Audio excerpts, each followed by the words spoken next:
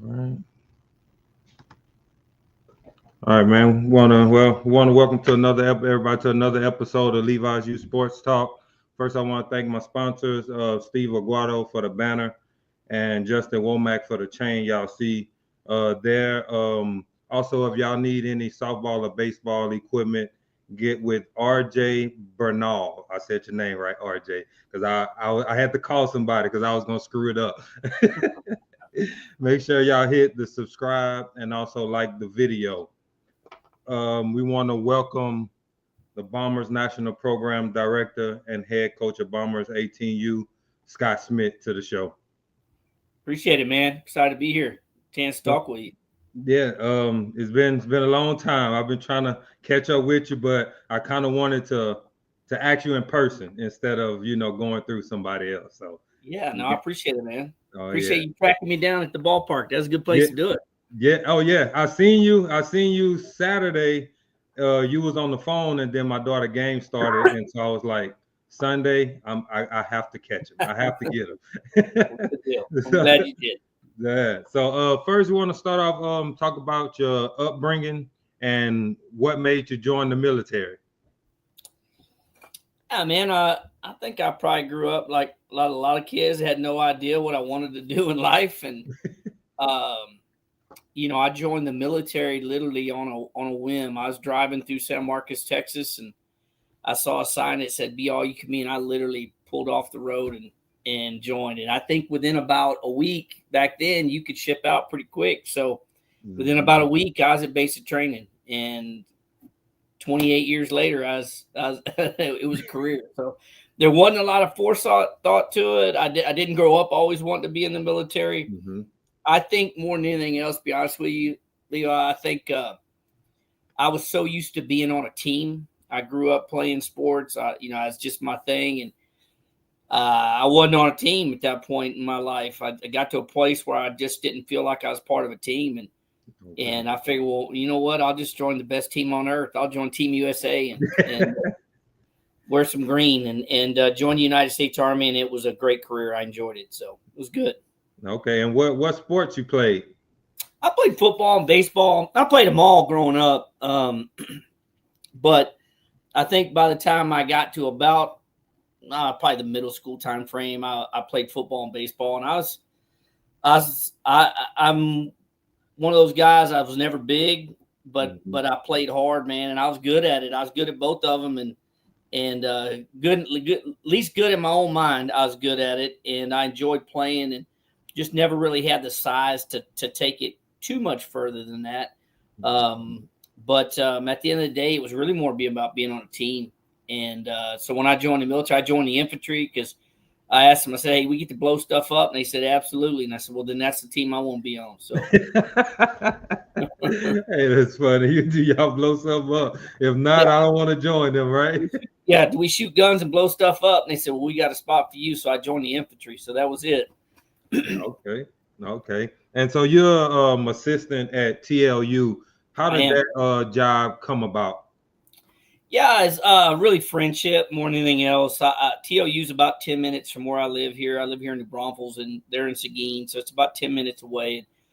One of coach that I coached with a long time became the pitching coach there, and I'd always really known the head coach, Wade Wilson, for a long time, and we got to having a conversation about it, and we, just took advantage of the opportunity to go over there and be the hitting coach. And this is my 5th year there, and we've had a ton of success. It's been a lot of fun, and I'm real appreciative of them allowing me to be part of it. I have to juggle some things with the Bombers and the schedules and stuff, but I'm just really blessed and fortunate to get a chance to coach those kids. That's for sure. Okay. And how is it, coaching there at TLU and then, going back to 16U and 18U? Like, what's the difference in that? I don't, I don't see a lot of difference in it, to be honest with you. They're both, it's just coaching athletes to me. I don't see a lot of difference in it, to be honest with you. I approach it the same, to be honest with you. I'm fortunate in the summer, the 18U team I coach is we were fortunate. We won the national championship last year. So I coached some really talented kids. And I think inevitably, I think coaching both of them actually helps me with the other. I think coaching TLU actually helps me with coaching my Bomber team. And I think coaching my Bomber team actually helps me with TLU because there's a different approach that I have to achieve between the players. And so having a real wide range of ability to be able to have those conversations from a hitting perspective with the TLU players that maybe I don't get to spend as much time with as I do my Bomber players. So there's just some unique differences there. But I think one helps the other for sure. Okay. And so, you said like you don't really get to spend much time with the Bombers players, right? So how do you get them to buy into? I know your name speaks for itself, but how do you get them to just buy into, to believe in me, not being able to see them as much as you would like? Yeah, I think more than anything else now, in the summer, the summer and the fall, man, I feel like I'm with them every day. It feels like, because we play so much and we travel so much. So I do get to spend a bunch of time with them, but I think more than anything else, it's just developing relationships. I think I'm fortunate. It wasn't always this way, but I'm fortunate. I've been blessed to coach some really good softball players through the years. And, I think the players that I coach today appreciate those players that I got to coach. So there's some credibility in that. I think that does help me some. I'm very confident that that's the case. But more than anything else, we just have really good players. And so they want to be coached hard. They want to believe in what you're saying. They want to be, become better players. And so, they're just really good kids raised by great parents who basically say, coach my daughter. And that's a really good environment to operate in. And I'm just really fortunate to get a chance to do that. And the players' success helps, when you're successful, that certainly helps. I think in the end, I think it's a blend of a lot of things, but I think having a little bit of history, coaching some really good players, having some success on the field helps validate some of that stuff. And then having really good players really helps all that stuff kind of come together. Okay. So how many national championships have you won, and what was it like when you won your first one? Well, it's a lot easier to say how many I've gotten second in. I can promise you that. It's a bunch. I've won 2 national championships in travel ball. Won a 16U national championship in 2016. And then last year we won the national championship at 18U for the Alliance. And we've played in the national championship. Well, like I said, we've gotten second 5 other times. And so with the Alliance, we've played in the national championship 3 out of 4 years. And we won it once. So, we've just had some really good runs. We've played well.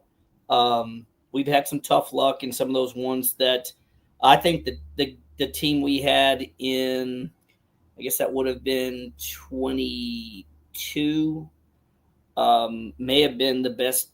And I'll argue with anybody. I think it's the best travel ball team that's ever been in Texas. We were incredible. It had players like Mia Scott and Maya Davis and Caden Henry and Avery Hodge and Sophia Simpson, and like I could go on and on. Like we were loaded, and we were really talented. And I think that group lost 5 softball games in 3 years, and 4 of those 5 games were national championship games. So they were really talented, and I'm disappointed in myself that I didn't figure out a way to help that group win a national championship, and I kind of wear that, to be honest with you, like it's my fault, to be honest with you, because I was gifted the opportunity to coach some really good players, and we just didn't get it done. And fatigue got us a little bit, and those are not excuses. I just really think in the end we just didn't play our best softball on that last day. But so we've won 2 of them and lost 5 of them. So we've been in a bunch of them, and we're blessed. I'll lose 5 more if it means we get a chance to play for the national championship game again. But winning it was sure a lot better than losing it. I promise you that. Yeah. Oh, I bet, especially at that level. You know, like it's just not a normal little tournament that you're playing out. Yeah. You playing for all the marbles, bragging Yeah. rights for a whole year. Yeah, it was really. I think probably what made it more special, Levi, was we last year in the national championship and the national tournament, we faced elimination 8 times. Like we could have been knocked out 8 different games along the way. Like it wasn't an easy task. We had it hard. It wasn't an easy road. It was a very difficult task of teams we had to play. And, you know, I didn't know it till the trophy ceremony that the tournament director mentioned that we had faced elimination 8 times. And that's kind of mind-blowing to me. Because like I said, the team that I felt like was the best travel ball team ever on planet Earth, we didn't face net elimination ever until we got into the championship series and lost 2 out of 3. So we didn't do it the conventional way this last year. And I think that maybe makes it a little special for me in that respect, because I know the grind that those kids went through. Mm-hmm. If you'd have saw us in the fall of last year prior to winning the national, you wouldn't have I promise you wouldn't have went to Vegas and bet on us. That's for damn sure. But we just put a lot of work in, and have some really good softball coaches. I'm blessed. I get to coach Kat Osterman as our pitching coach on our team, and I've got a gentleman named David McCorkle and the guy that was with us last year, a guy named Nate Rodriguez. We just had some really good coaches, and I think when you get it all together, it's really special. So it was fun. But we've already told our players, we put the trophy on the shelf. That season's over with, and we got to figure out a way to go try to do it again. Mm-hmm. Yeah, because now y'all won it. Now everybody know, hey, we can't let them repeat. We got to make sure we knock them off. Yeah, we're interested in running it back. I can promise you that. but it's going to be a very difficult task, and we're up for it. I mean, we're starting the season 0-0 like everybody else, so it'll be fun to at least give it a shot. Yeah. So how is it going to the showcases, and can you explain? Because like a lot of my audience is the younger age groups. So can you explain like how showcases are actually ran? Yeah, I think it's super important for parents and everybody to understand that showcase tournaments they're a little different today than they were, say, 10 years ago. It's different. It's challenging. The recruiting process has never been more challenging than it is today. The transfer portal makes it super difficult. The roster sizes are changing, and there's a whole lot of stuff going on that makes it a pretty big uphill climb. So the showcases in general are super important. It's important which ones you go to. We have a lot of teams with the Bombers, and part of the education that I try to help them is understanding the difference between when you say you're going to a showcase and actually being at a showcase and being in the right environment for your team. And so, I think it's important to do a lot of research on those showcases and make sure that they're well attended by college coaches, that your talent level matches up with the talent level you're going to be playing against. That's important. And that, the parents can stay realistic about the expectations on how many coaches might come watch their team play. I think sometimes coaches, and I certainly was probably one of these coaches at some point. I don't anymore think this way, but I think a lot of times coaches think that the showcase director is responsible for getting college coaches to be at their games watching their team play. And that's not how it works. Right. No. It's just not that way. And so you got to do a lot of work as a parent, a lot of work as a coach to make sure that you can really market your players and market your team in a way that, will entice some college coaches to want to be there. I think sometimes parents also forget that it really comes down to how well your daughter plays and how well the team that she plays on plays. If you're not performing in a way that would warrant a college coach to be there, it's you can't expect it to happen. Mm-hmm. And so it's a really slippery slope. Getting recruited is not an easy task. And, we always try to remind our players that, this is the life that you chose. It's going to be a hard one. Mm-hmm. It's going to be a challenging one. And so you got to embrace it that way. And the showcasing part may be the hardest thing you got to deal with because it's not easy. And there's a technique and a talent to coaches that managing their teams in a showcase, getting everybody seen, getting everybody the at-bats that they need to have, having pitchers throw enough innings. It's not easy. It's certainly not an easy task.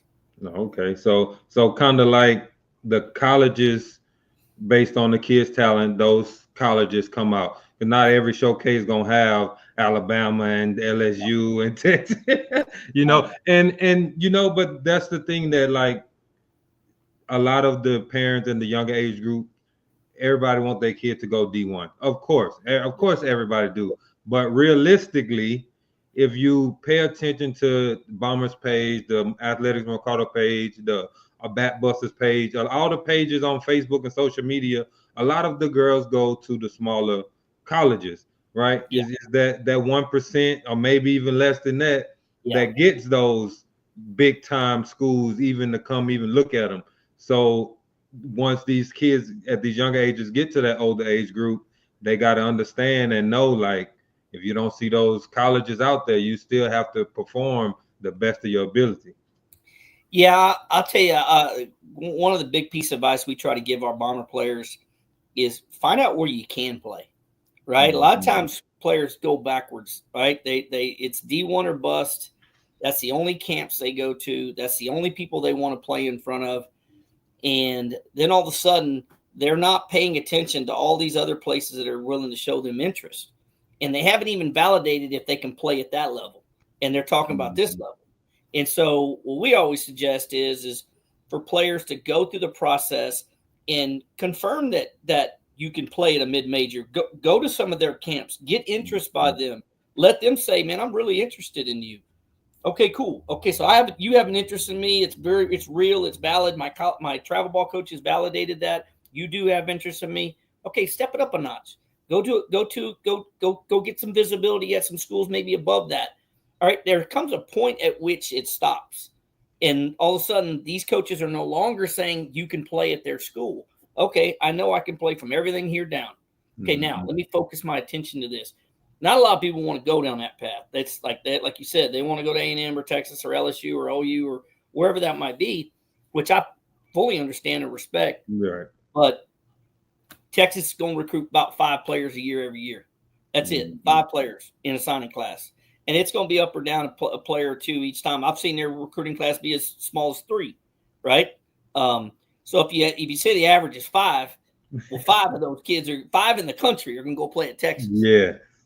Like that's a really big challenge. And so, and you can do that at LSU and OU and Oklahoma State and A&M and all these other places. It's tough, man. It's a hard road, but I love I love the grind. I love our players to love that grind and to accept that challenge. So, I think it's one of those things you just have to keep a really realistic, open mind about things, and because it's not going to be absolute. There is no absolute perfect way to do the recruiting process. There just ain't. Yeah.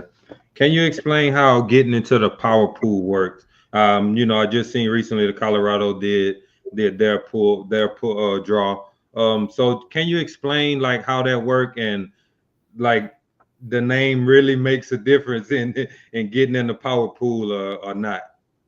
Yeah, I think I think we would be probably not being genuine if we didn't say the names of teams and their history matters. And honestly, I look at it this way: it should matter, right? A body of work is something you've done over a course of time that validates people's perception of what they expect of you, and that goes for life, right? If if I go around and I'm really good at what I do, and I treat people good, that should carry weight for you on my behalf.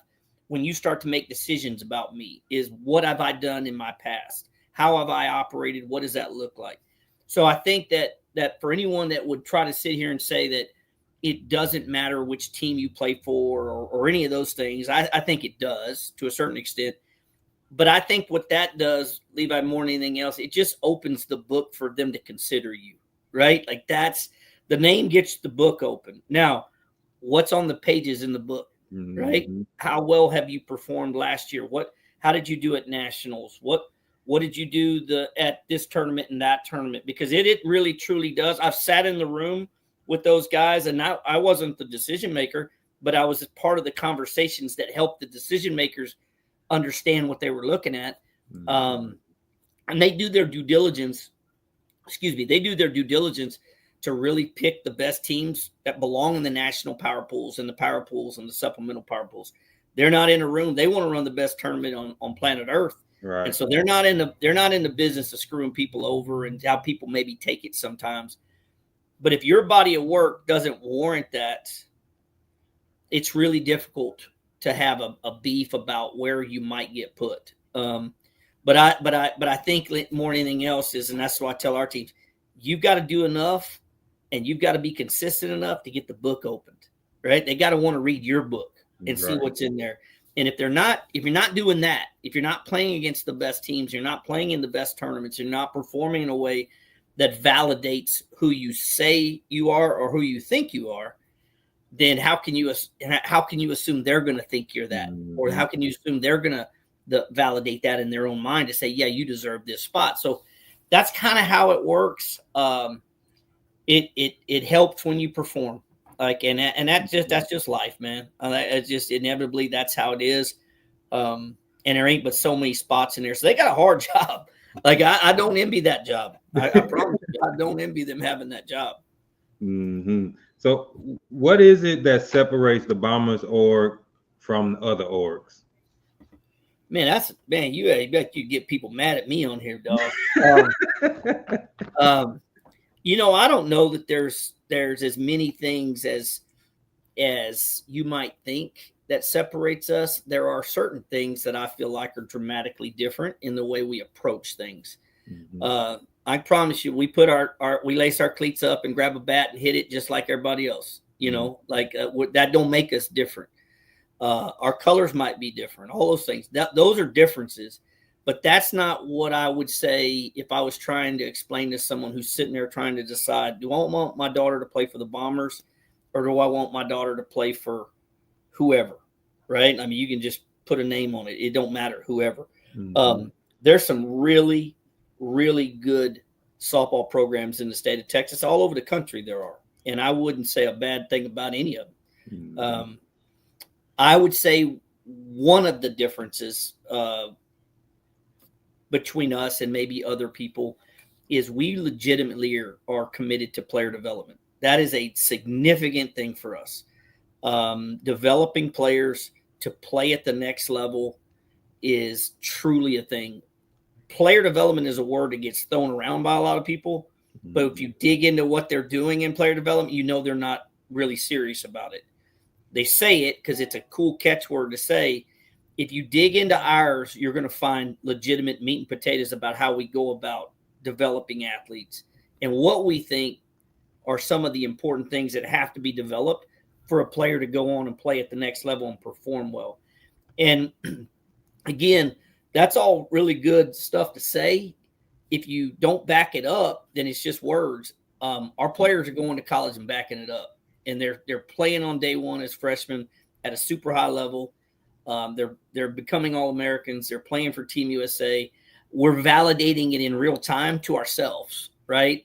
As we're seeing it, because we've made adjustments along the way. What we thought was important in player development on this area, you know what? That hadn't had the effect we wanted to have. Let's shift and pivot, and let's focus on these things and make this more important. Mm-hmm. What we're seeing our players do at the next level is validating to us that the player development piece is really the secret sauce to a lot of our success. Because one, we're having last year is a good example in the Alliance. Obviously, I was fortunate. Our 18 team won the national championship in the Alliance. Our 1400 team won the national championship in the Alliance, and our 1600 team got third.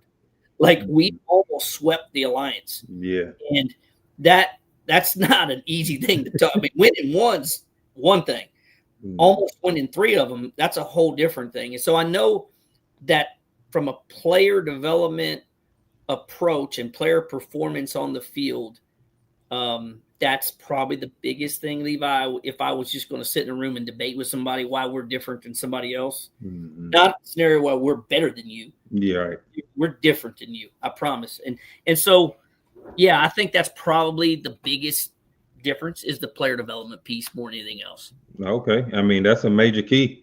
That's a major key because, a lot of people, they just want to, play, be the best, but they don't think like, how do you get that to that point? You got to be able to get developed at some point. And for me, I look at, the younger ages is the main ages that you need to worry about developing your athletes. Well, that's why you saw me at a 14U tournament in the middle of the spring out there, hanging out with those 8th graders is, really, we try to do a really good job of identifying our talent inside of our program and identifying maybe growth opportunities on adjustments they can make. I can't tell you how many people said to me while I was out there, man, you can't get enough of this. And I promise you, I can get enough of it. I just know that's where I'm supposed to be. And I know for us to achieve some of the things we want to achieve, and I'm not the only one. We have, we have a really cool group of coaches that kind of make up our player development staff. Kat Osterman is a good example. She's a director of pitching performance for us.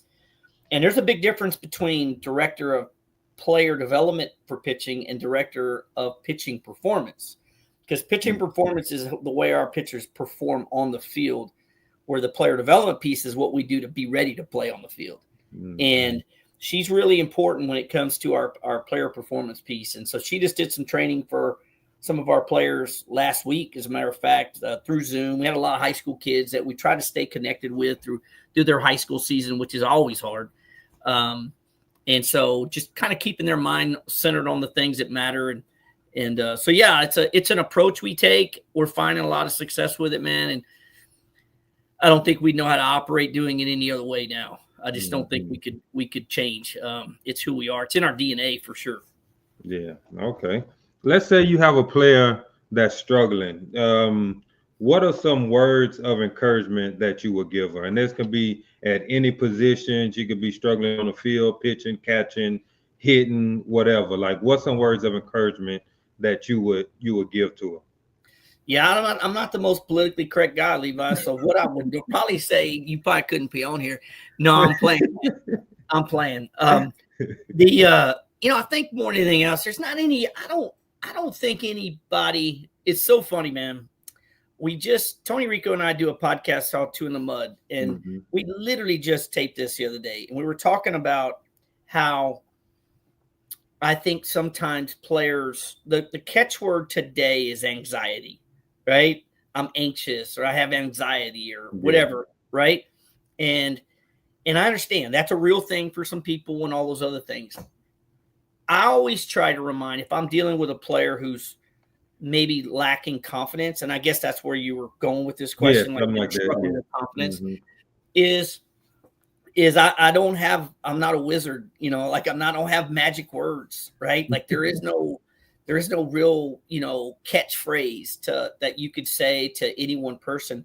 What I always try to do is bring players back and center them on that. And I used the phrase a while ago, this is the life that you chose and you're good at it, right? You're really talented and you're here for a reason. And this is where you do your best work, right? So you questioning, like I always use the example of taking a test. Like you got an algebra test, you should be concerned. And I can see you not having confidence if you didn't study for the test, right? Like you should be concerned and you should be anxious, right? But if it's a player I know, you're in our system and I know how hard you work. I know the extra work you put in. I know the lessons you go to. I know all the extra reps you take. I've seen you on the field playing big games. You're prepared for this. Like, what do you not have confidence about? Like, just fall back on all the training you've done. There's a term about rising up. Like, I need to rise up and meet the challenge. No, you need to fall back on all your training, right? When it's not going your way, just fall back on all the stuff you do know and that you're good at. And so that's usually where I try to center players whenever I feel like they're losing confidence. But at the end of the day, man, I think it's really self-reliant. You have to rely on yourself and what you're about. Like anybody that expects you to pick me up or me to pick you up, and at the end of the day, you got to decide you're going to want to be picked up. And that's something to remind players about. I think is just it's got to come from you. Now I'm here to help you. I'm here to support you, but I can't do it for you. And I think when players become, we talk about this, and this is one of the things we talk about a lot with my team, is building armor, right? And being ready for battle. And so we have a mantra that says, game proven and battle tested, right? That's our mantra, is being game proven and battle tested. And those are catchphrases, right? It sounds catchy, right? But at the end of the day, it's really real, right? You've played enough games. You're game proven. It's why you're on this team. It's why you're here. It's why XYZ college chose you to come to their school. You are game proven. Now it's our job to get you battle tested, right? And that comes back from the military, right? You never been in a battle. You're pretty nervous. You've been in 10 battles. You're at the point where you feel pretty invincible. Like, I already been through this 9 times and I survived. Like, hey man, I'm ready. I can handle this. I know how to wear my armor. And so what we'd always talk about with players is building armor, because you're going to take blows. You're going to take them. And when you go to college, and this is what we tell our players, when you go to college, do you have enough armor built up from all these battles you've been through that this can't hurt you? Like, you're ready. Some players go to that battle and they ain't ready for that fight. They don't have armor. Our job is to build armor on you. And so I can't say that that's always helped every player, but it sure helped a bunch of them, understanding their job is to build armor, and that takes battles. And you're going to win some and lose some along the way. And if confidence starts being your issue, that either means one of 2 things. Either you're not reaching down and becoming tough enough, which it's just got to happen. Like, you play I tell girls all the time, you play the hardest sport on planet Earth for a girl to play. There's not I've asked it all the time to people, tell me a harder sport for a female to play. I'll always wait. Tell me what it is. Yeah. Right? It's softball is hard. You're facing, I mean, heck, now you got kids throwing 78 from 43 feet, right? I mean, that's 109 miles an hour, equivalent to baseball. Ain't nobody in baseball throwing 109 miles an hour, right? Like, we have surpassed what even the equivalent of baseball is. Yeah. Think about that for a second, man. Like, usually we would be like, oh, it's equivalent to 100 miles an hour. Okay, yeah, baseball guys see 100 miles an hour all the time. Do they see 109? They don't see 109, right? Like, so that it's hard. When you choose the hardest sport, it requires the most from you. And that's a really hard thing to get players to understand. Yeah. I don't see how they do it, me personally, because I stopped playing this. I played baseball till I was like 7, and I gave it up. It's a hard sport, man.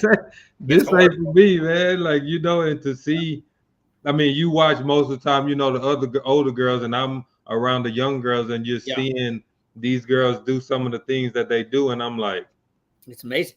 What? Like, how did you even do that? I'm amazed, and I always say this, man. Like, that's why I coach female sports, man. I love it because I'm so impressed by the female athlete, especially the female softball athlete. I'm appreciative of other female athletes in other sports, like the whole Caitlin Clark thing. That's Steph Curry. That's Steph Curry. That chick's that's Steph Curry. Like, it's just Steph Curry wearing a wig or something. Yeah. looking like Caitlin Clark. That can't be Caitlin. That's got to be Steph Curry. Is the way I look at it, because the shots she makes that's Steph Curry. Yeah. But yeah, man, like fast pitch softball players, the plays that are made, the diving, how fast they have to be, how athletic. Like I said, you're going to hit 78, you're going to hit 109. Guess what? Kid gets hit. They're players that hit her.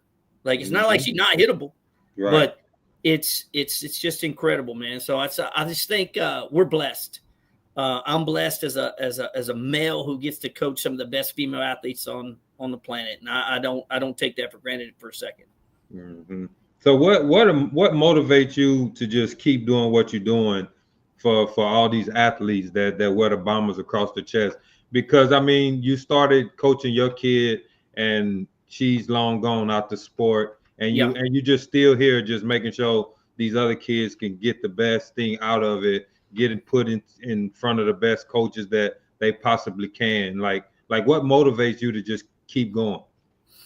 Yeah, I heard a coach say this the other day. It was a post game from the Final Four. I mean, not the Final Four, but March Madness, and his team had got eliminated. And he kind of got asked the same question you just asked. Like, why do you keep doing this, coach? Like, what's this about? You know, and his answer now will become my answer because it really stuck with me. It really did. And to be honest with you, you know, some people will say, well, softball is what you do. It's not who you are, right? Like that. People try to say that. They don't define you. To be honest with you, softball is who I am now. Like it really is who I am. This is what it's in my DNA. It's woven into what I do. I don't know how I would not be able to do it. Like, so I look at it like I'm the one being blessed to get to do it because it's really who I am. And getting the opportunity to coach the players I get to coach and getting the opportunity to share the dugout with the coaches I get to share the dugout with. And I'm blessed. I have an amazing wife who lets me do what I do. And I'm telling you, I'm blessed. And I look at it that way. So this is who I am. That's why I still do it. Cause I don't know what else I do. I'm trying. You see the golf clubs. I got a golf. I try to play golf. I ain't worth anything at it, but I really try to do my best for players and give them everything they're giving me. And that's really just it. It's who I am now. And I'll probably do it till I already told my buddies, I said, dude, if I ever get out there at third base, I'm starting to do things don't make no sense, and I'm slow, and I get hit. I'm starting to get hit with balls. They're hitting foul balls at me, and I'm getting hit by them, and I'm not getting out of the way. Somebody just come grab me and tell me it's over, right? Mm-hmm. Just come grab me and pull me off the field, and I'll know that's the time.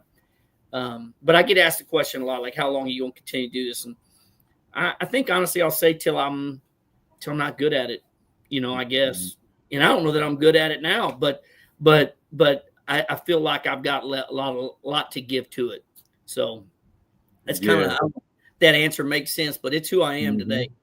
Yeah, it's because this sport, man, can't say just a sport because you got the girls that just, they play for the fun in the other league, which nothing is wrong with that. No, but once you join into this travel ball and stuff, man, it's a whole life changing. Because when my daughter first started doing it, I was like, I just go out here, do this and that. Then we started traveling to these different tournaments. And I'm like, oh crap.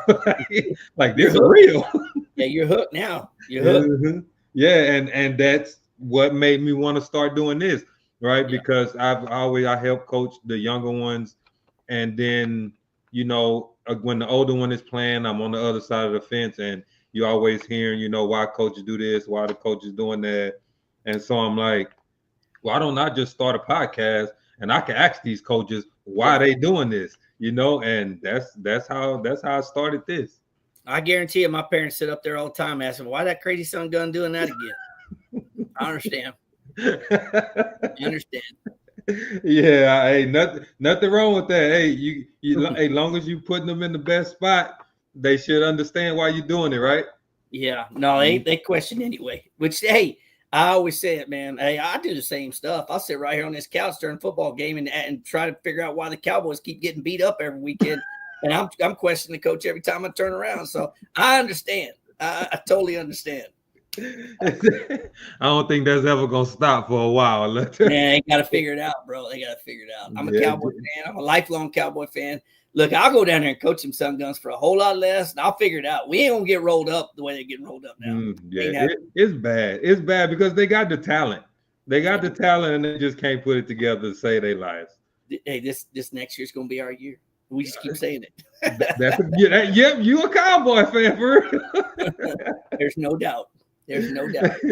So on your team, right, you have some girls that's committed and some girls that aren't. Mm-hmm. How do you keep the ones motivated and positive to keep going that's not committed, and to just keep going, don't give up? Like how do you keep those girls motivated and positive? I don't think I do anything to keep them motivated. I mean, they won't go play college softball. They stay motivated enough by themselves. I mean, I think I'm fortunate too in that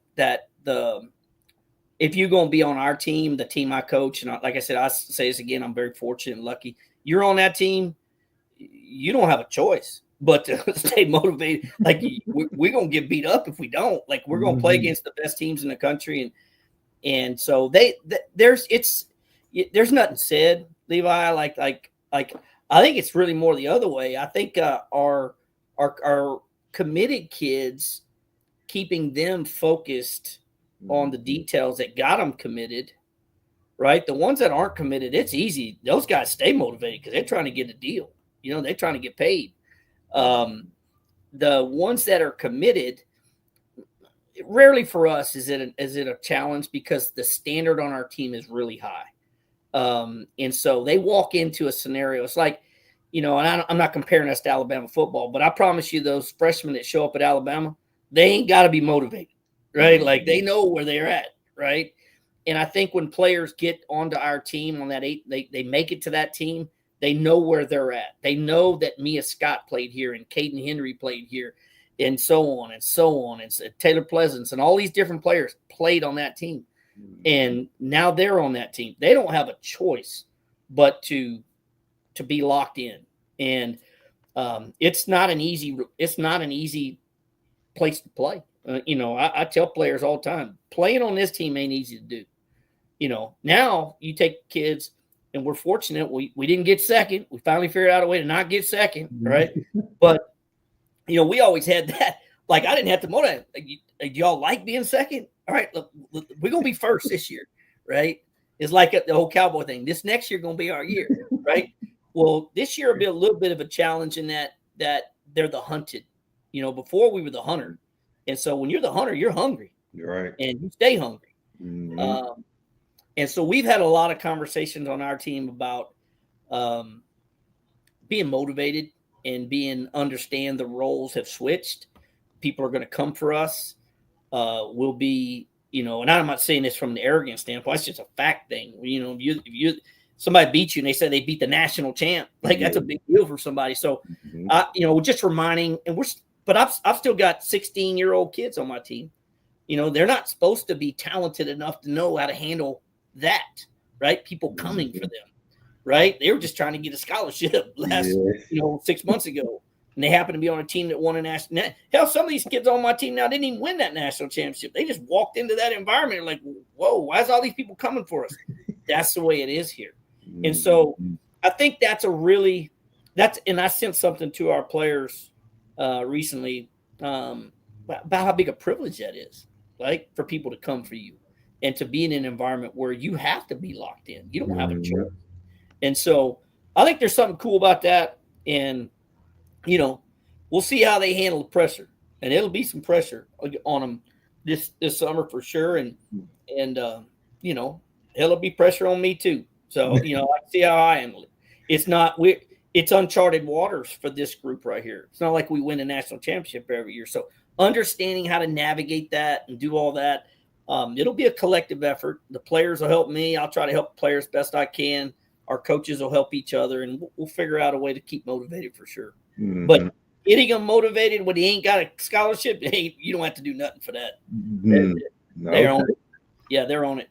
Okay. So, you talked about like your coaching staff. Like, how important is it to have those people around you? Me, I know Nate, he about the only one that I know of. I know Nate, so, and he used to come out to my daughters when they was in AU. He used to come out to their practices and push them. So I know what he does. I don't really know, the other ones, but how important is it just have great coaches surround you like that? It's invaluable. It's invaluable. We're not winning a national championship last year. We could have had the best players on planet Earth. We're not winning the national championship last year without what our coaches did, what those assistant coaches were able to help me do. Because I had figured out I was pretty good at getting second. All right. Like I'd had that part down.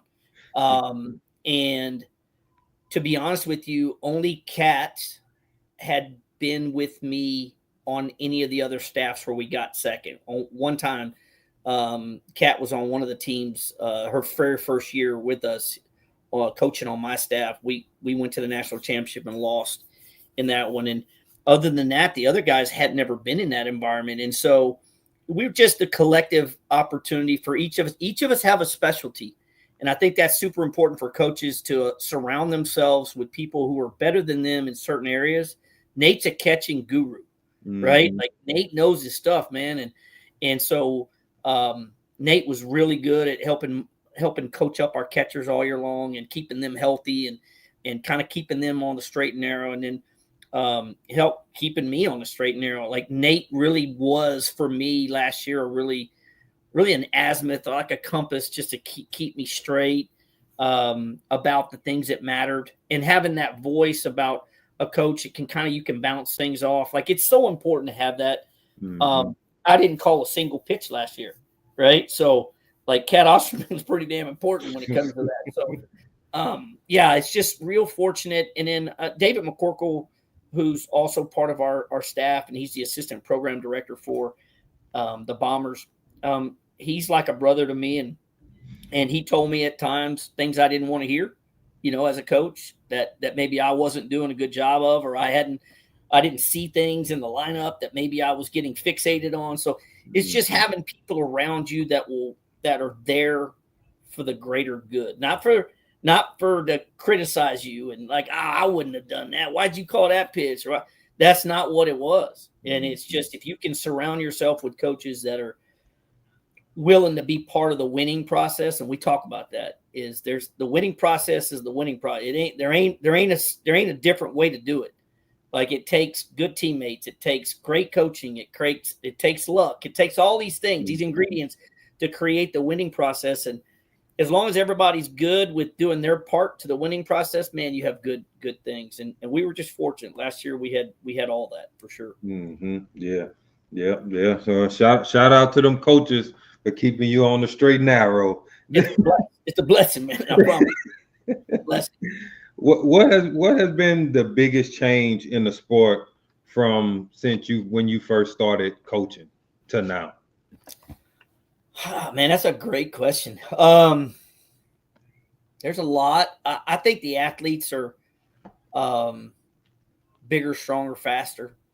To be honest with you, the athletes just are bigger, stronger, faster, and that's the thing that probably jumps. There's a ton that has changed, but to me, that's really the biggest change is how athletic the teams are, and it just requires so much approach. Like, you have to know how you're going to handle dealing with a team with, the speed that they have, and how you're going to defend that. And do you have that piece of your game locked tight? Like, you're about to play a team that's going to put the ball on the ground 50 times in this game, but you're poor at executing defense. And they're so fast, they're going to be at first and third a bunch. Are you good at the first and third player? So all that athleticism stresses so many parts of your game. That, do you have those things in place? And so for me as a coach, that's the part I've locked myself into, is trying to make sure my team is prepared for all those options that we have to play with. Because you're going to play against some teams that are so athletic and all they do is hit the ball out of the ballpark, right? Well, okay, how do I match up against that, right? They're going to score in bunches. Can I score with them? Like, it's just, that's probably to me the biggest change. And it's forced me as a coach to approach coaching in a way that is very simple. My job is to score runs. Cat's job is to not let them score runs, right? And so that's really what it comes down to.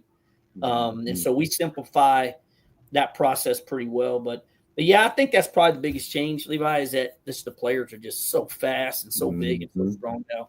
Yeah. You see some, like I said earlier, you see these players and it's like, my goodness. Like, it's like they touch the ball, put it down. You might as well just hand it over back to the pitcher. No, there's, and it's so cool watching it and seeing that evolution,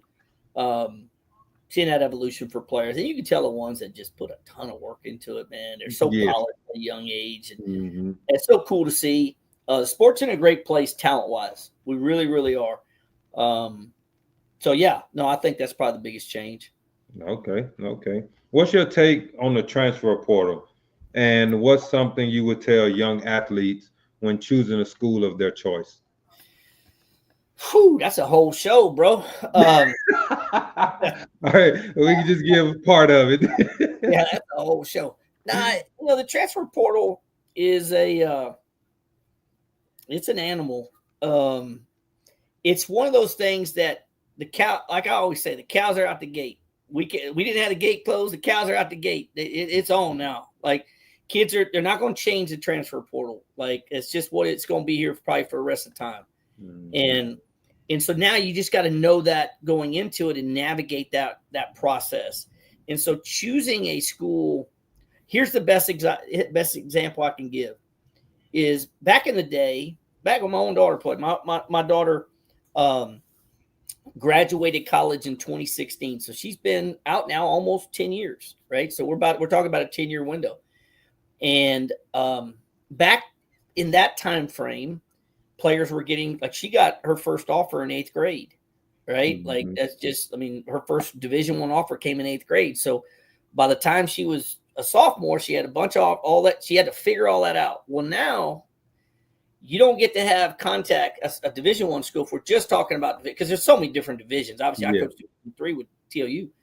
But if we're just talking about Division I and the transfer portal, those players are not getting to have those coaches are not getting to have contact with them and kind of make that offer and make that decision until September 1st. So the process to educate themselves before that September 1st timeframe, you don't get to have a lot of conversation, with the college coach outside of camps and those kind of things. And then there's only certain things they can communicate with you. Mm-hmm. So I think players are much less informed than back in the day because they took a bunch of unofficial visits along the way back before. Now that's not happening as fast and as much. And now what's happening is players are committing super fast in that window. Like September 1st happens, they're getting offers on September 2nd, 3rd, 4th, and they're committed by the 15th of September. Mm-hmm. Right? So I think that's why you're seeing so many kids get that wrong, right? In choosing the right school for them. And then they're ending up in the portal because it didn't work out and they didn't really get to do enough of the stuff that you would do to figure out, is this really the right place for me? Mm-hmm. Because I'm an outfielder and they have 5 other outfielders and they got 3 coming in, me and then 2 more right behind me. And I'm upset that I'm not getting on the field because I'm competing with 9 other kids. Mm-hmm. They didn't do that leg work. They didn't have time to do that leg work. They were too busy buying T-shirts at the bookstore and taking pictures, right? Like it's hard. It's a hard deal for these kids, man. So the portal's not going nowhere. And so I think it really is just going to be one of those things that we're going to have to try and do it. And I think it matters. This is when you said, does it matter what program you're with or what club you're with? Yes. Mm-hmm. Get with somebody that's going to help you through this process and not just, leave you on your own with this. And it's hard because it's not going to be, and they're going to be, I think I heard last year that there was like 2,400 players went in the portal or something. Like that's more players than their actual roster spots. Right. Yeah. Like it's just like, so a lot of kids are going in the portal and never come out of it. They never even find another home. Right. So it's scary. Like going in the portal ain't as simple as people think it is. Mm-hmm. So yeah, it's and we're, good examples at TOU. We ended up with a lot of Division I kids coming to TOU, and we have that's why we're so talented there. We have Division I players at Texas Lutheran because so many of them chose their academics and what they're going to do in life post softball first, right? They could have played Division I softball, like they could. I mean, we've lost. I think it's been 11 years since we've lost a conference series. Wow. We don't lose there, man. We're ranked 6th in the country right now. I think we're 30-1 or something right now.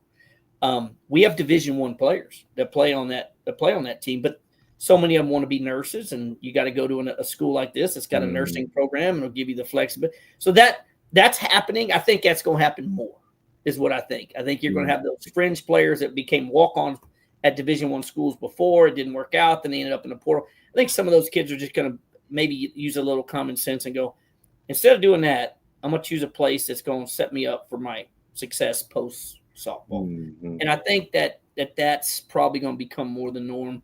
But yeah, the portal's a monster, man. It's monster. Yeah. Oh yeah. It is. So my advice to people on that is just really try to do as much educating yourself on the schools you're considering, because once September 1st, it's going to go fast. It's going to go fast. Yeah. And you had mentioned something about the camps. They got a lot of camps that be, popping up that the kids be going to. Which are the right ones for them to go to? Yeah, that's a hard question to answer because you don't know who you're talking about. I mean, it depends on the player, to be honest with you. I like a good example is I would say this, because I can't answer that question from a general perspective because there's no right answer for every player. Like some players are the best, they're one of the top 5 players in the country. They don't need to go to a ton of camps. Like they have leverage. Let the college coaches come to you. Let them come date you. Right? You don't have to go to the club. Let them come to you. Right? Right? That's the difference. Some kids, they have to go through that process and they have to be really smart about it. And they can waste and spend a lot of money going to all these camps. Some of those schools may not have any interest in them. That's where having coaches that navigate those waters on your behalf for you and say, hey, man, you see a lot of kids post right now on Twitter and stuff, and they've got all their invites to camps laid out on the table and stuff. I don't know if they're noticing this, but there's about 150 other kids that post at the same school, right?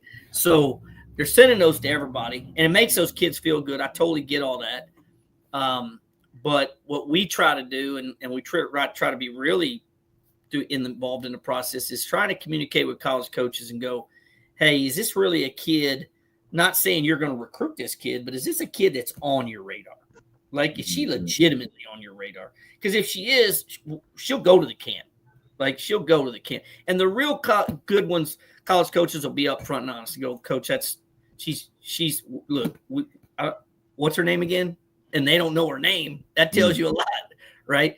Versus somebody, they go, oh, no, we're absolutely high on that kid. We'd love for her to be at camp. So now when you start validating that stuff, you can start checking some of those blocks, and you can advise a family really, with some confidence that, no, this is a camp you probably should go to, versus them just jumping to every camp. And that can get super expensive, especially getting on a plane and flying to those camps. Right. That can become really expensive. So I think what you got to try to do is validate true interest. Now, in the very beginning, go to the camps you want to go to, right? Like, don't go to get recruited. Like, you want to go to the Texas camp because you've been a Longhorn fan your whole life, go to the Texas camp. Enjoy that when you're 12, 13, years old, 14 years old. About 14, you need to start figuring out, is this a school that should my parents spend $300 for this camp if this school isn't interested in me coming here, right? And can you be a parent who's being realistic enough to go, I don't know that my daughter's capable of playing in Texas. Yeah. As much as I want her to play in Texas, I don't know if that's a thing.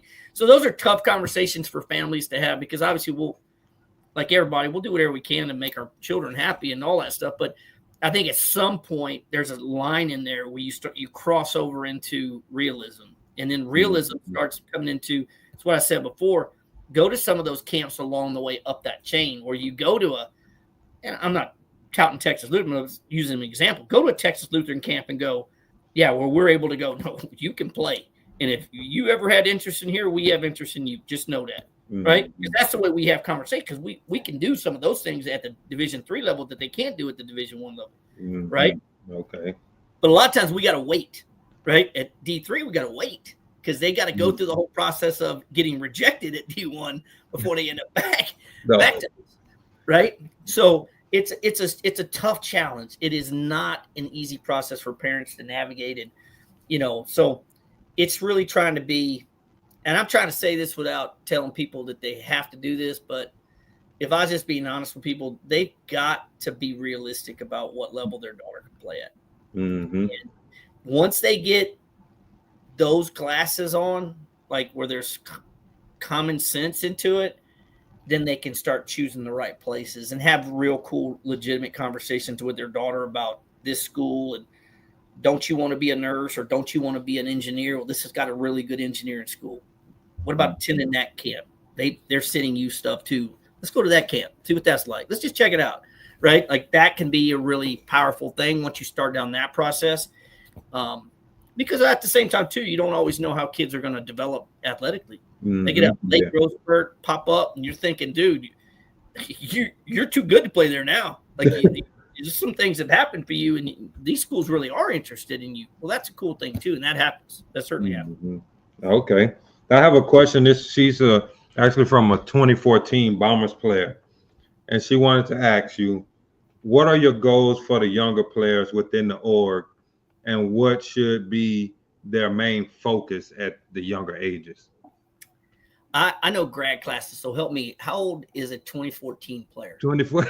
She is, let me see, fifth grade, sixth grade, maybe. Okay. Fifth So grade, yeah. 11, 12 years old, somewhere in there? Okay. Yeah. All right, awesome. So at an age like that, man, my goals for them is that, one, they foster a feeling of loving the sport at that age, right? Like that's my goal for them when a season ends at that age. Like, do you love this sport? Like, because we've talked about how hard it is, right? And it's a whole lot easier when you love it, right? And do you love being at practice? And do you love being around your teammates? And do you love all aspects of it? Because once you get to that place, then this other stuff becomes way easier, right? It's the player who hasn't found the love for it, and all of a sudden the hard stuff starts. It becomes really challenging, right? And so I always try to tell those younger kids, man, can you just foster? Here's a couple things. Can you foster a love for the game at that age? Can you foster the ability to take risk? Can you be a risk taker, right, in the game? Don't be afraid to make mistakes. Like, take the extra bag. Go get the extra bags. Turn a single into a double, right? Like, be a risk taker at that age. If we can foster risk taking at those younger ages, those kids turn into gangsters when they get older because they're not scared, man. They'll play fast like their hair's on fire. And thirdly, can you play catch, right? Because I promise you, we get a lot of 13, 14, 15-year-old kids get up to that age, they can't play catch. Like, they're warming up. They can't play catch. They can't throw the ball to a person that's 30 yards away from, 30 feet away from. And so those are my three things for those younger players that I hope for them, is that at a young age, they foster a love for the game. They foster the ability to take risks, and they can play catch. And along the way, all that other stuff starts to kind of stick to them like glue, like all the other skills, right? And when that happens, it's really cool to watch those younger players develop into really talented athletes, because you know that they've kind of done all that other stuff. They love the game. They can play catch, and they ain't scared to play. And when that happens, it's really cool to watch. So that's one of the things I share with our younger coaches that coach those our coaches that coach those younger players, that 10 to 12U age, and just focus on those things, man. If you focus on that, we're good. We're gold. Yeah, because there's a lot of them that don't like to make those mistakes. Don't think about, well, I want to go to that extra bag, but if I get out, then I don't want to get out either. So I'm gonna stay. A lot of that's our fault as coaches, right? Because they try to take that bag, and then we chew them out all the way back to the dugout because they were out at second, and all they were trying to do was try to go get them a bag, right? And it's one of the things we talk in our coaches workshops with our coaches, and we have a younger coaches part of it, and I go talk about it. I said, man, can you just not chew them out when they do it? Like, they dive for a ball, and you're yelling at them about, hey, don't dive, but you weren't going to get that and all that. Like, bro, she just tried to make a great play. Okay, she's 12. Like, what are we chewing around for diving for a ball for, bro? Like, you should be happy. She tried to dive for it. Okay, in the big grand scheme of it all, it was a bad decision. But now you chew her out now, she'll never die for another ball. She won't die for a ball for a year, 2 years from now. Yep. she'll have a chance to win you a national championship diving for a ball, and she gonna just let it fall in because she's like, nah, I ain't diving. That dude chewed me out in that one pool game against the Galveston Sea Buzzards when the game mattered. Right? Like, that's a true statement, man. We're chewing them out for losing a pool game against the Galveston Sea Buzzards, right? Like be okay with them doing that. And so I think it's a really big tip to tell young coaches that coach young players, man, like, man, try not to stifle that risk-taking aspect to it. Because, man, once they let go and they're free and they're playing free and they're playing risk-free, woo, they're studs, man. Yeah, because once they get chewed out, like you said, they get chewed out that first time, you can forget it. Because at the same time, and this kind of going to my next question, not only are they getting chewed out by the coaches, but they're getting chewed out by the parents. Because like they said, they trying to make this play. So like, what's something that you would tell the parents for these younger age groups that just constantly, chirp at their kids when they make mistakes, or chirp at their kids when they strike out, or, anything like that? Like, what's something that you would tell these parents of these kids at these younger age groups? Yeah, man, it ain't just the younger age groups. It's the older ones.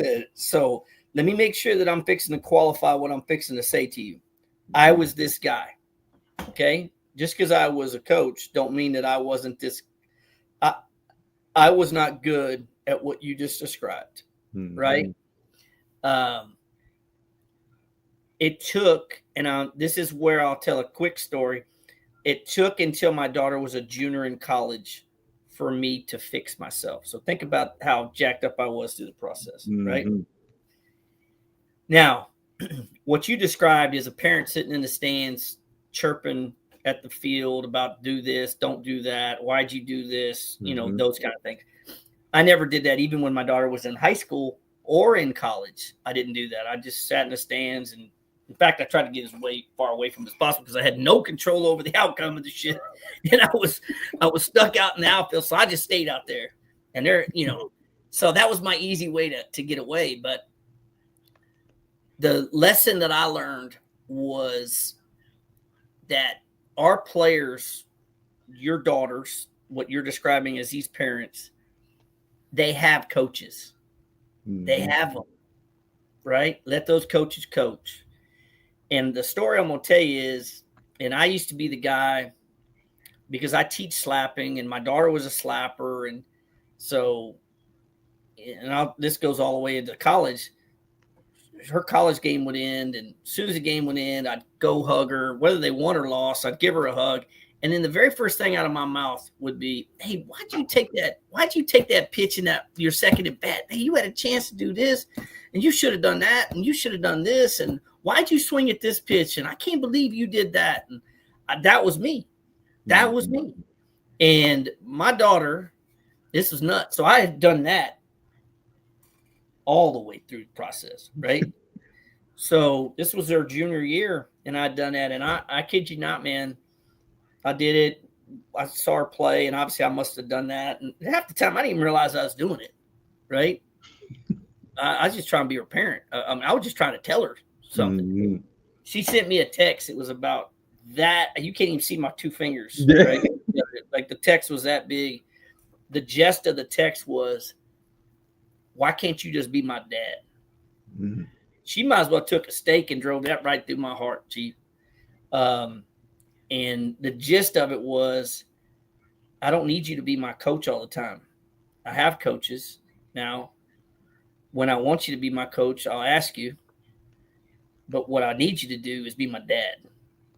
And, bro, from that moment on, that changed my relationship. And my daughter and I had a great relationship even at that point, but not when she was wearing a softball uniform, which was one of the most important times for me. I just said it's who I am. I should have been able to enjoy that much more than I was able to allow myself to do. And when she told me that, from that moment on, I never even, after the game was over, hug, go eat some crawfish at Willie's, do whatever. And about halfway through the meal, she would ask me, all right, Chief, what'd you see? she wanted it to be on her terms. She wanted it to be, I want to be able to ask you for help, Dad. I want you to be able to I want your feedback. I want to hear from you, but I don't want to hear from you. That ain't the first thing I want to hear from you. And so what I learned from that was there's not a player out there who has parents that don't want to hear from them. They don't, because they want their validation. They want them to care. Caring sometimes is even telling you, hey, you weren't very good today, but I'll go out there with you and hit balls if you want, or I'll do that. Like that relationship has to be from the player back. It can't just come from the stands all the time. And if you can separate the ability to be their parent, if you're the parent, now it's hard when you're a coach and the parent, like I was. That's a really difficult thing to do. That's certainly a whole nother show. But if you're a parent, I would just suggest to you that that everything they're doing out there is trying to make you happy and impress you. So if you can just let that process be, then let them bring the questions to you, not you directing the statements to them, because that's different. Me saying statements to you about you weren't good, you did this, you did that. That's statements coming from me. That's me criticizing. I'm becoming a critic at that point. I'm not a dad anymore. I'm a critic, right? Yeah. Versus them asking, Dad, what you see? What do you think? What did I do? Like on that one, what do you think? Should I swing at that? You know what? I'm really glad you asked, because no, I don't think you should swing at that. But that's a different conversation. And if you can learn to have those conversations in reverse and let the player ask you for that help, you're going to still get to give your 2 cents and be part of that, but it's going to be in a whole different way. It's going to be in a whole different way. And I screwed up. I didn't find that out till my midway of my daughter's junior year in college. Oh, dang. And I found it out in, I think, 8U. You found it out really early, didn't you? You're straight. You're straight. Yeah. I yelled. She did something. I yelled. I think she started crying, and that was the last time not saying that the last time I yelled at her, but in an aggressive way like that. I was just like, okay, well, I see that that's not going to work, because, that made her play worse. And I know how much she loved this, so I'm not going to be out there making her play worse than she already just playing worse than what she doing. So I was like, okay, let's just, like you said, let's talk about it. When she come out dugout right away, I say something, but like in a jokingly way, kind of mean it, but in a jokingly way. Yeah, you should have, did this. But she like, yeah, I know, this and that. So yeah, I got to where I was really smart, man. I just dapped her up, hugged her, said, hey, it's all good. Well, I never said it was a good game. I said it's all good. We had a bad game. I just said it's all good, right? And then she knew I wasn't going to say nothing about the game. Like the whole rest of her senior year, she knew. And we had plenty of conversations about how she played. It was just on her terms. And when you allow your daughter to have it on her terms with you versus you shoving it down her throat, as a parent, I'm going to promise you. I'm going to promise anybody listening to me on this. You do that, you can be like, "Ooh, that's so much better. That's so much better." Yeah. Okay. What are 3 things like your team? It ain't just I made it. I'm going up to 18U. I'm on Scott team, right? It don't work like that. I'm pretty sure it don't work like that, right? So, what's some things that you look for in players, when you're picking these girls, these athletes for your team? Yeah, that's a really good question. From year to year, it's challenging because each year I've got to say goodbye to a group of seniors every year, and I don't get to decide which ones it is, because there's a lot of times I don't want to lose the pitcher I got, right? So I got to figure out the arm that's going to complement our staff and those kind of things. So from year to year, it changes a little bit. Is I guess where I'm going with that. But we have our Bomber Academy system. It's strategically built for those players to compete for those spots. And we have players from outside of our program obviously come out from outside of our program into our program and come from other teams and join our team at some point through our tryouts or whatever that might be. And that's always going to happen. free agency, if you want to call it that. Like it's never not going to happen. A talented player wants to come, it's going to happen. But what I look for in a player is, if I was just getting it down to a couple of things, like you said, athleticism, because the athletes we're playing against are so talented. We've got to match them athlete for athlete. And that's because we play a national schedule where we're having to play against the Bat Busters and Firecrackers from California and all these other talented teams, Athletics, Mercado, and different people. And so we've got to be athletic to be able to handle the challenges that come with that. So athleticism for sure. I'm a speed guy. We want to play fast. If you look back at the players that have played for me, we can run. And so we're going to run. So I look for speed. That's one of those things that speed don't ever slump. Like, it don't ever take a day off. And so, we're always trying to look for that. And then from a competitive standpoint, I want kids that are going to compete, they're not going to shy away from being in the fight, because the fight we're going to put them in ain't going to be easy. And so they've got to have a real big competitive spirit about them. We don't do well with players who are passive, because I just don't have time to fix the passiveness, because it's literally, we talk about a lot. We're building a helicopter in flight. When the summer starts in June, man, we got to start flying the helicopter. We got to start putting parts on it, or we're going to fall out of the sky. Yeah. And so we just don't have a lot of time to deal with the things that don't contribute to the winning process. And we go back to the winning process. And so, are you contributing to that? So those are three things I think more than anything is athleticism, speed, and competitiveness. Those three things there. If we get a kid that's got any of those, we're lucky. If we got a kid that's got two of them, we're real lucky. If we got a kid that's got three of them, we're going to win a lot of games. And we know that. So, yeah, those are probably the things that we look for the most. Okay. Based on what you know now from coaching, what's something that you would have done differently from when you first started coaching? Dude, you're bringing the thunder tonight. I probably would have appreciated. The battles more. We were in a lot of battles, and when you don't appreciate them, a lot of times you win a game, and you don't appreciate that or what went into that, and you're on to the next one. And I'm looking up now, and I've been coaching since 2001, and so we're 24 years into this, and I got fewer games left to coach than I got more. I know that, and so I'm disappointed that I didn't appreciate more of those ones in that 24-year period. I can remember almost something from almost every game in that, but I didn't take the time at that moment to stop and grab a beer and sit back and appreciate it. To be honest with you, I just didn't do it. And so I'm disappointed in myself for that. From a coaching perspective, I think that I would have had a lower heart rate most of the time. I wish I would have had a lower heart rate sometimes. I think I got heated about things that didn't help my team.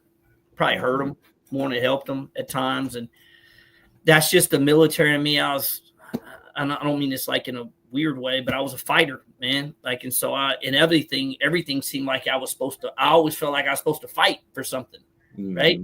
Like, you called a bad call, so I'm supposed to fight you over this. Not like physically fight, but I'm supposed to argue this. Yeah. You gonna argue it? You're not gonna change his mind. All you're doing is pissing him off, getting thrown out of the game, maybe, and distracting your team. And so, it's taken me a while to get to a place where I understand there's fights to fight, and then there's other ones where I've got to handle it more tactically than I did in the past. And so, I'm certainly better at that today than I was. Maturity will help you do that for sure. Being around coaches that help you understand those things will help you do that too. But I think I got heated about too many things that it wasn't going to matter how heated I got. It wasn't going to change it. So I think learning to deal with that would have been something I wish I'd have been better at before. Okay. And I got one last question, man. And It's kind of what keep this thing going for me. Who would you like to see on the podcast? But your answer, you would have to help me get your answer on the podcast. Yeah, I got you. You know who I would love to see you talk to is Nate Rodriguez. I would love to talk to Nate, man, because Nate he's opened a facility down in South Texas, and talk to him about the challenges of operating a facility and what that's like, marketing that to parents and all those things. I think that there's some value in that, because I will say this, and Nate and I talk about this, and I'm fortunate. I spent a lot of time out in California with our competitors, to be honest with you. I'm Tony Rico and I are good friends, and Mike Stitt that runs the Bat Busters and I are good friends, and I've been at their facility. The kids in California train differently than we do. They ain't better athletes than we are. They're not bigger, stronger, faster than us. In fact, I think we're bigger, stronger, faster than them in Texas, to be honest with you. But the way they train is different. And we do need to train better here.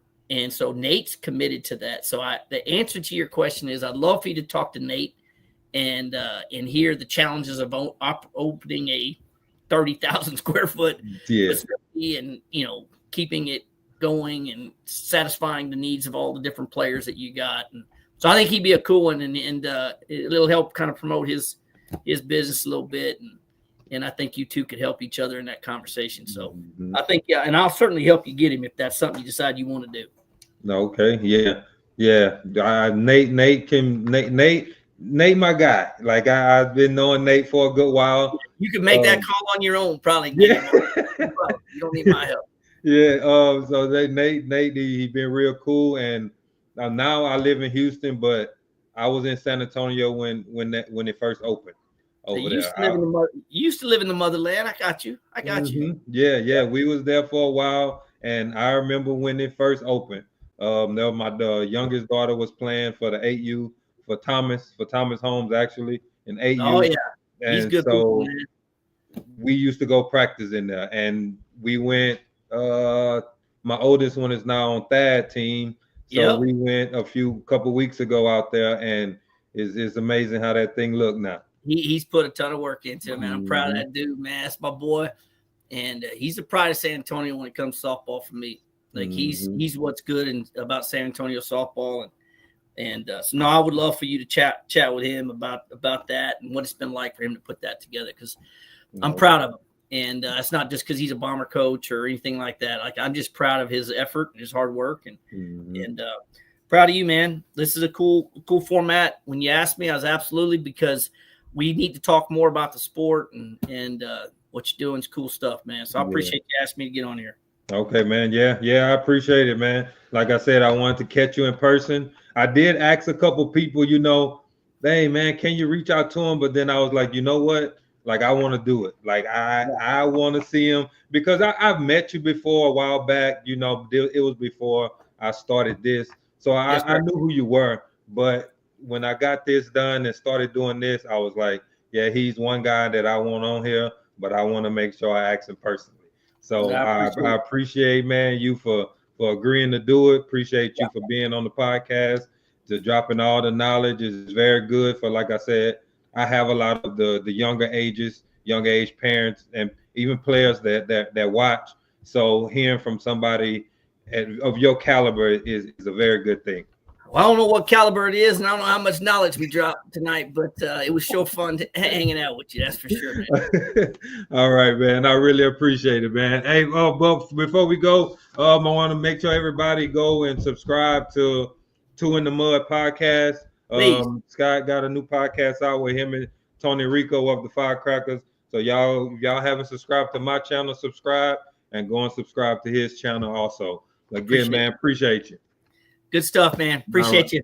All right, man. Have a good one. Thanks again. Take care.